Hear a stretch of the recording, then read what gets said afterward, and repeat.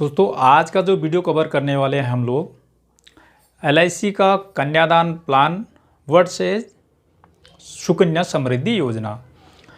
दोस्तों हम जो सुकन्या समृद्धि योजना प्रधानमंत्री जी द्वारा 2016 में ये अकाउंट ओपनिंग के लिए सारे बैंकों में और पोस्ट ऑफिस में स्कीम आई थी और भारतीय जीवन बीमा कंपनी की गवर्नमेंट स्कीम और एक है साथ में कन्यादान योजना। तो इन दोनों में क्या डिफरेंस है और कितना फ़ायदा किस में है, इसके बारे में आज हम लोग समझने वाले हैं। जिनके घर में बेटियां हों उन लोगों के लिए खासकर ये प्लान डिज़ाइन किए गए हों। दोस्तों आज डॉटर्स डे की सभी लोगों को बहुत बहुत बधाई। और जिन घरों में बेटियां होती हैं वो घर आंगन हमेशा महके रहते हैं और मैं ये कहूँगा कि सभी लोग अपनी बेटियों को कुछ न कुछ सौगात दें और साथ ही साथ कन्यादान का जो प्लान है उसको ज़रूर अपने बच्चों के लिए ख़रीदें। दोस्तों उससे पहले वीडियो को शुरू करने से पहले आप मेरा जान दे लीजिए। मैं हूँ गोपाल दत्त परगाई और आप देख रहे हैं टेक ऑनलाइन स्टडी सेंटर। स्वागत है आपका। और यदि नए हैं चैनल पर तो आप सब्सक्राइब कर लें, साथ ही साथ बेल आइकन को। LIC वर्सेस सुकन्या समृद्धि योजना।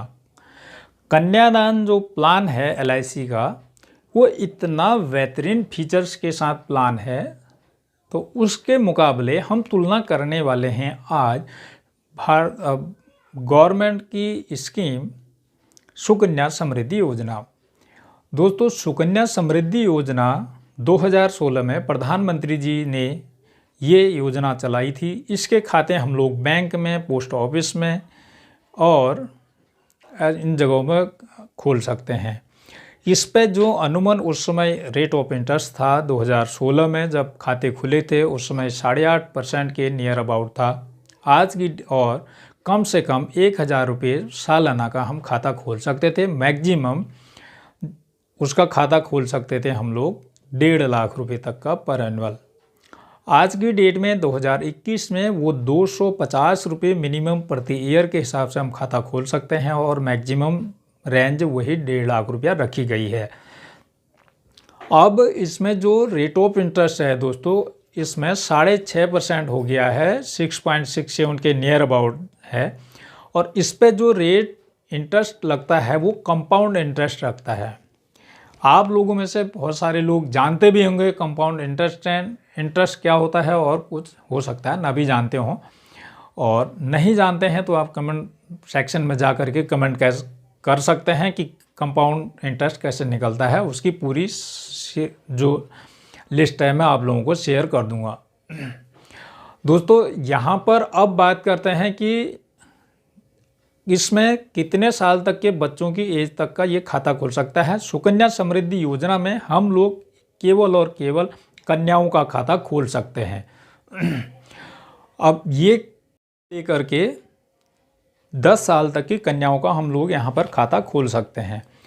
अब 14 साल तक पैसा जमा करना होता है और 18 साल में हम इस पैसे को आधा निकाल सकते हैं हायर एजुकेशन के लिए और 21 साल में पूरा पैसा निकल सकता है इसमें कन्या की मैरिज के लिए। यहाँ पर बात आती है कि यदि आपका खाता बंद हो जाता है तो वो इनएक्टिव हो जाता है, उसको चालू करने के लिए आपको 50 रुपये फीस देनी होती है। और साथ ही साथ अब समझते हैं कि यदि कस्टमर जिसने ये बच्चे का प्लान किया हुआ है और यहाँ पर यदि बालक के या बच्चे की उस लड़की की जो डॉटर्स है उसके माता पिता को कुछ हो जाता है जो उसमें नॉमिनी है, तो वहाँ पर क्या उसको कितना पैसा मिलेगा। सोचिए दोस्तों उसमें क्या है कि रेट ऑफ इंटरेस्ट जितना उस पर कंपाउंड इंटरेस्ट बना होगा उतना ही पैसा उसको उस समय पे हो जाएगा, उससे ज़्यादा कुछ नहीं होगा। ऐसा नहीं है कि ये कवर हो जाएगा कि लास्ट में पूरा का पूरा पैसा हमें मिल जाएगा। अब समझते हैं कि कन्यादान प्लान की फीचर्स। दोस्तों ये प्लान पिता के नाम पर लिया जाता है। यदि आप बच्ची को नॉमिनी रख के माता के नाम पर प्लान लेना चाहते हैं तो आप इस प्लान को नहीं ले सकते हैं। यहाँ पर आपके जो बच्ची है, जो डॉटर्स है, उस डॉटर की है या फिर सन है, दोनों के नाम पर ही ये प्लान लिया जा सकता है। यहाँ पर जो डॉटर्स के नाम पर इस प्लान को आप लेंगे तो इस प्लान को लेने के लिए आपको फादर को ही यहाँ रखना होगा पॉलिसी के अंदर। अब मान लीजिए एक 0 ईयर का बच्चा है और उसको हमने 18 साल के लिए प्लान दिया और 21 साल में वो मैच्योर होगा सेम राशि पर, और यहाँ पर हम लोग 5,000 रुपये पर मंथ की सेविंग करते हैं तो 60,000 पर ईयर जमा होगा और 3,60,000 रुपये का ये प्लान सम एश्योर्ड होगा। और साथ ही साथ इसका जो 21 सालों में जो पैसा मिलेगा दुगना मिलेगा। और इस प्लान के जो अदर फीचर्स हैं, यदि रेट ऑफ इंटरेस्ट तो नियर अबाउट उतना ही मिलता है, लेकिन यदि इसके फ़ायदे सुनिए। अब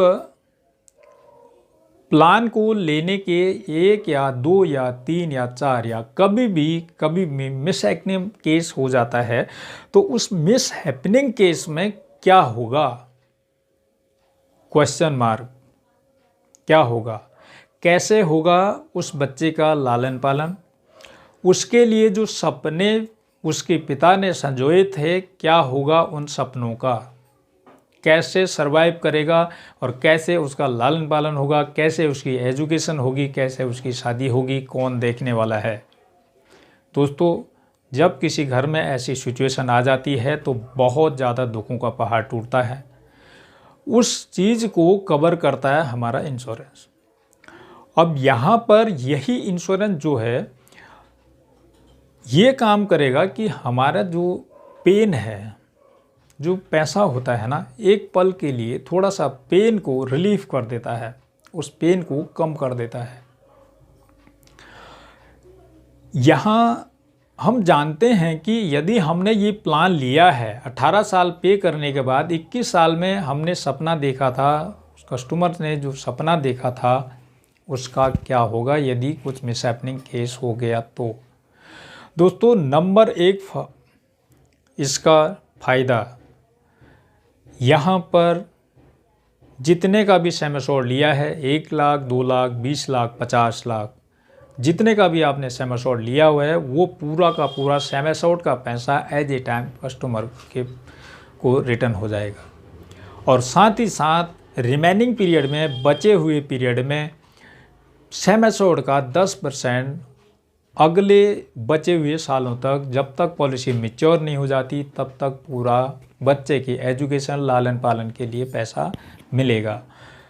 तो नंबर 2 फ़ायदा। नंबर 3 फ़ायदा क्या है कि प्रीमियम वहीं क्लोज हो जाएगी, बंद हो जाएगी, प्रीमियम जाना बंद हो जाएगी। यदि पॉलिसी को चलाने वाला नहीं है तो प्रीमियम कौन देने वाला है। दोस्तों, भारतीय जीवन बीमा कंपनी यहाँ पर उस प्रीमियम को खुद पे करेगी। नंबर 4 जो फ़ायदा है, आपने जो सपना देखा था उस सपने को साकार करने के लिए उसकी मैच्योरिटी भी पूरी की पूरी मिलेगी।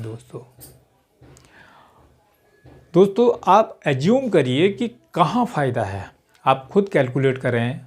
कैलकुलेट करने के बाद कमेंट करके मुझे ज़रूर बताएं क्या सुकन्या समृद्धि योजना ज़्यादा फ़ायदेमंद है या फिर कन्यादान प्लान ज़्यादा फ़ायदेमंद है। कमेंट सेक्शन में ज़रूर आप कमेंट करके करिए दोस्तों। और साथ ही साथ यदि चैनल पर नए हैं तो आपसे ये की रिक्वेस्ट है कि आप चैनल को सब्सक्राइब कर लें और साथ ही साथ बेल आइकन को ऑन रखें ताकि आप लोगों के पास ऐसे इन्फॉर्मेटिव वीडियोज़ आते रखें और मैं आप लोगों के लिए ऐसे वीडियो लेकर आते रहता हूँ। अगली वीडियो में मिलते हैं दोस्तों। अभी तक के लिए नमस्कार, जय हिंद, जय भारत।